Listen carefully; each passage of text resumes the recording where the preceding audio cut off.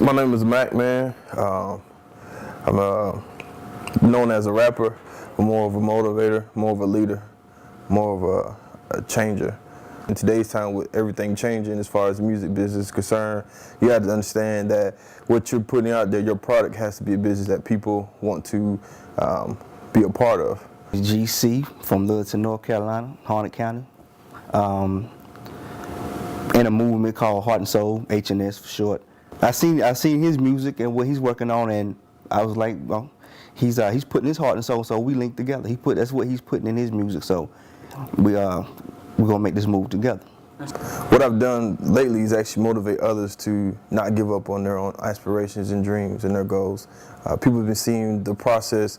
They've been seeing my grind, they've been seeing my work ethics, they've been seeing what I've been doing for myself as far as the Mac Man music movement, and it's inspired them to continue on what they're trying to do in their lives. I think it's real important that he finds time in his busy schedule. I mean, I know he has a lot going on, to be able to find time to inspire and reach kids who, like I said, probably don't have direction. You probably need that, and they looking for somebody, and I think that's a really good thing. It's real important.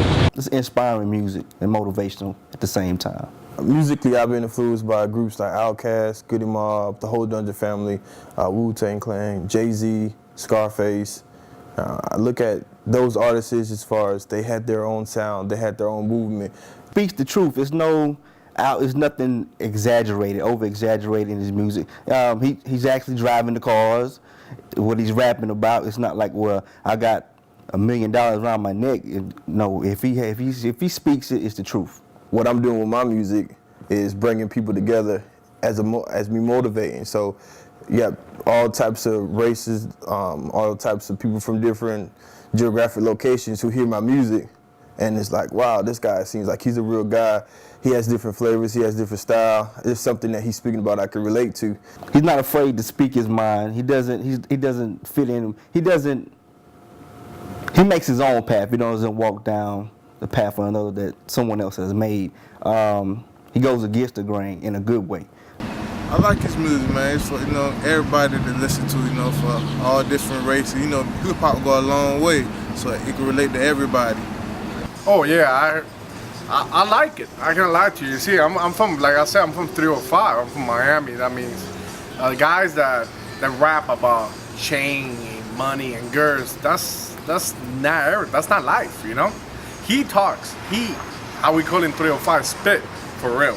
The response that I've received lately, the people are, when they hear my music and then they see my process, they see my grind, they're motivated as far as wanting to go ahead and do more for themselves. Just being able to speak a verse and not have to use profanity or get a point across, without using so much slang, or just being able to relate to the gentleman on their level, and at the same time be professional with it. His music, I can reflect myself on it, because my time been real hard, but I have to grow. In the military now, I'm in a leadership position I never think about, but because of friends like Maurice, he had taught me so much, and through his music, I feel myself, It can be my life too. I want people to understand that Mac Man is just not a gimmick. I'm not following a trend. I'm basically, set myself apart as far as who I am and what I do, the standard that I've set for myself, the type of work that I've set. I want people to understand that the music is not trend following, it's more trend setting. It's individualism, it's originality, it's true connection to life.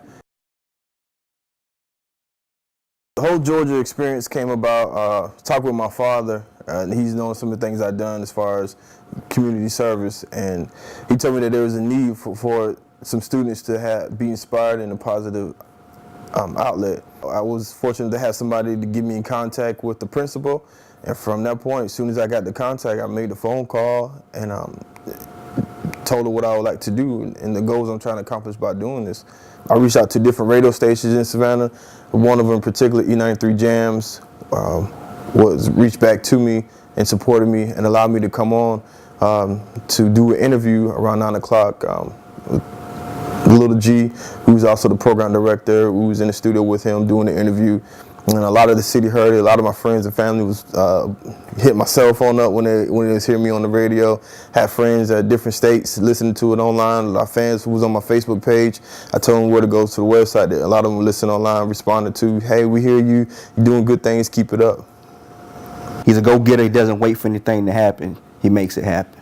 This trip was we was really restrained on time for me to really go and see my family and just go relax with them like I usually do. I got to see my father when I was at the school, and then seeing him still walking with a limp, it inspired me. My father survived 2 cancers. He's had 2 vertebrae realigned in his back, which is actually why he has that walk he does.